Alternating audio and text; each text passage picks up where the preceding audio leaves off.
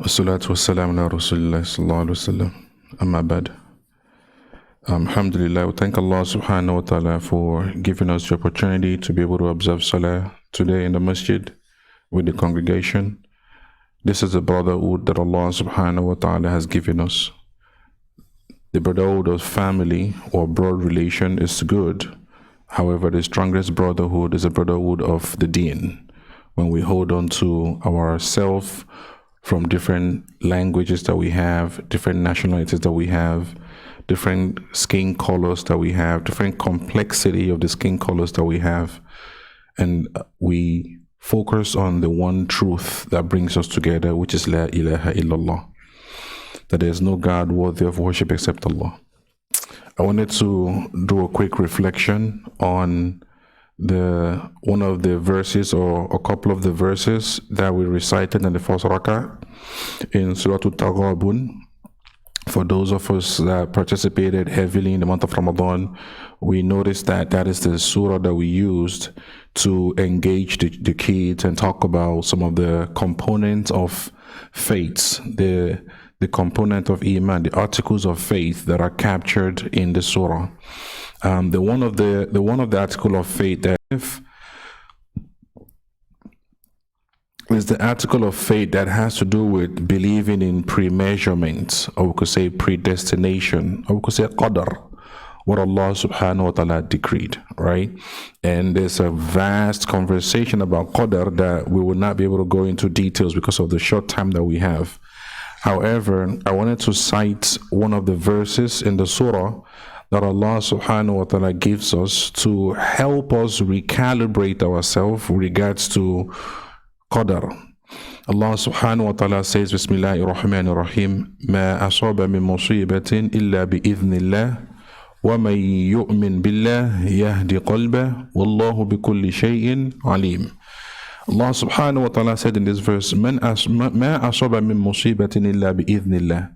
Whatever afflicts you of calamities, something that's bad, that we consider to be bad.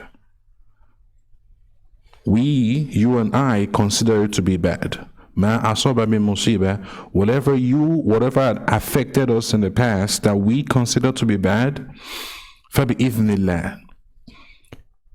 It happened because of the leave of Allah. Not because of that person that inflicted us, not because of those people that harmed us, not because of the consequence of the situation. Allah said it happened because of His permission. He allowed it to happen to you. So I want us to process that. Let's process that. As believers, Allah subhanahu wa ta'ala is saying to us, whatever happens to us that we consider to be bad, could be an accident, a death of a family member, a child, a spouse, whatever it is, you lost your job, whatever it is, whatever calamity happens to you, Allah said, I let it happen.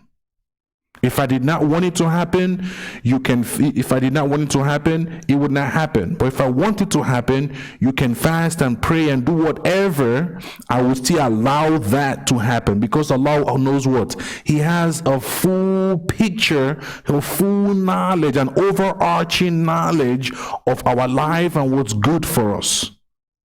In Surah Al-Baqarah, Allah says, it has been written for you to go to the battle and fight. Right? Sometimes you dislike something, however, going through that process is better for you. Sometimes you like for something to happen to you. Guess what? If it happened in the end of it or down the line, it's going to hurt you. Allah knows better.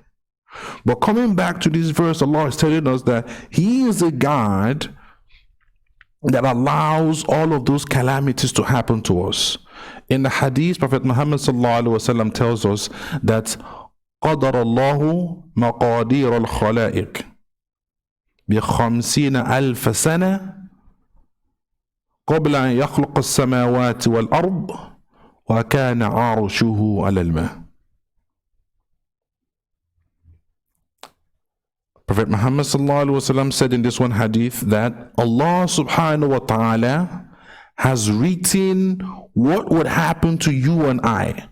All of creation. Allah has written what would happen to you and I 50,000 years. 50,000 years before He created the heavens and the earth, or the skies and the earth. And His throne is upon water. So if Allah has written what would happen to you tomorrow, we believe that, right? He's written what would happen to us in the entire lifespan or time frame or timeline that we would spend on earth. Our timeline crosses together. That's why we're here together. Some Muslims, your timeline will not cross together. You would not ever see them, but they're Muslims. You may hear about them, but you will not meet them in person. Your timeline does not cross together. That's another conversation, right? The timeline that Allah has written for you to spend on earth, we're not going to be here forever. Your timeline starts from a point and ends in a point, right? And within that timeline, whenever you go through it, whatever would happen to you, Allah has written it. Now that we believe that Allah knows all things, He has the knowledge, He committed the knowledge to writing, He has the willpower to effect what He wants to effect, and then He created you and I to run the process. Now we're going through the motion of the process. Whatever Allah has written to happen to you tomorrow, when that plays out, should you get mad? Should you get mad? Should you be angry at the person that there's a sabab that thing happened? Through that person, the thing happened to you. Should you be angry at that person? Or should you return to your Creator knowing that, Allah, you wrote this on me. There's nothing I could have done to change it. Let's look at the story of the conversation that happened when Prophet Muhammad went for Isra wal Miraj. There was a unique conversation that happened between Prophet Adam alayhi salam and Prophet Musa alayhi salam. Prophet Musa alayhi salam was throwing shades at Prophet Adam alayhi salam. He said to him, if not because of you, we would not be here. If not because of you, we would all be in Al-Jannah and just live our lives in Al-Jannah. That was the first shade that he threw, right? Prophet Adam alayhi salam returned and he said, well, didn't you read in your books? Didn't you read in your own book, your Torah, that Allah wrote this on me? Allah wrote this on me. Prophet Muhammad when he narrated this hadith, he said, Prophet Adam, he won that conversation. Because it's a conversation of qadar. This is what Allah has written. There's nothing you can do about it. There are some things that we can change. If we make dua, if we give sadaqah and stuff. But there are some fundamental things that would not change. Allah has written it this way. That's how it's going to play out.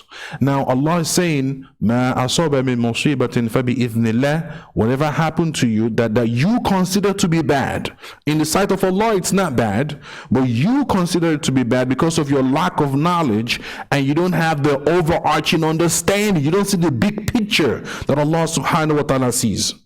Allah is saying, I want you to know, fa bi'idhnillah. This is because of my permission. I allow it to happen.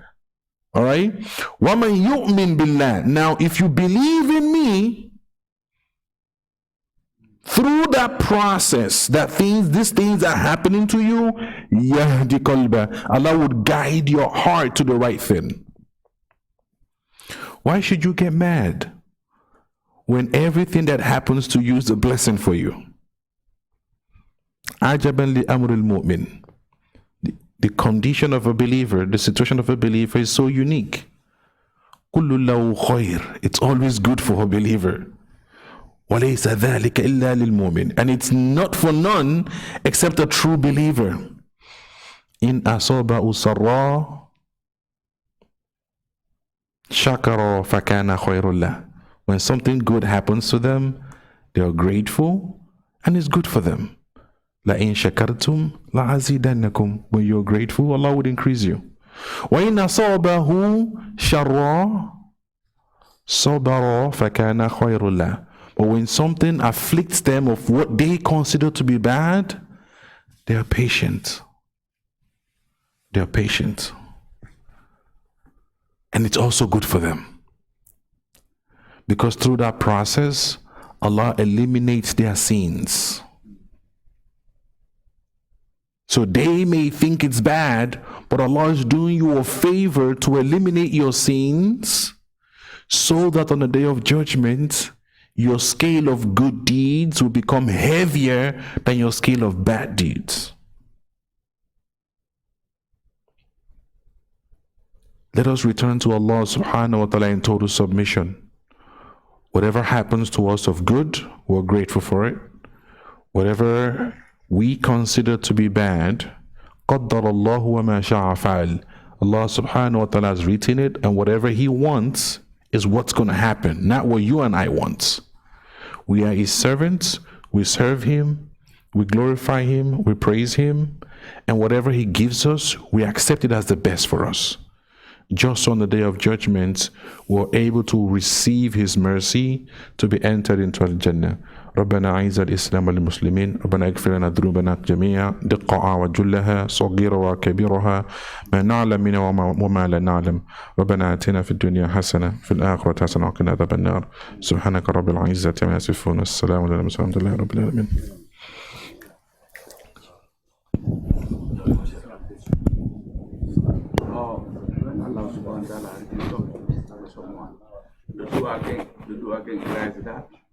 When Allah subhanahu wa ta'ala if we make a dua, the dua can erase. Erase? Erase, yes. Yes. So in some of the occasions, when Allah has written something to happen to a person, when they make dua, it is possible that Allah can use that dua or that sadaqah to erase that calamity that would have happened. But there are some calamities that does not matter the dua you make, it's still going to happen. Because Allah wants to use that process to either teach you or to purify you. Or both. Some, if you make dua, you make sadaqah, Allah can. This is a sadaqah to tudfi'ul khatoya, right? When you give sadaqah, it pushes away bad things. The same way water quenches fire. Fine, but that's not for all. There's some fitna or some calamities that would surely happen. There's nothing that can change it. It will happen. May Allah have mercy on us. May Allah protect us and give us firm faith.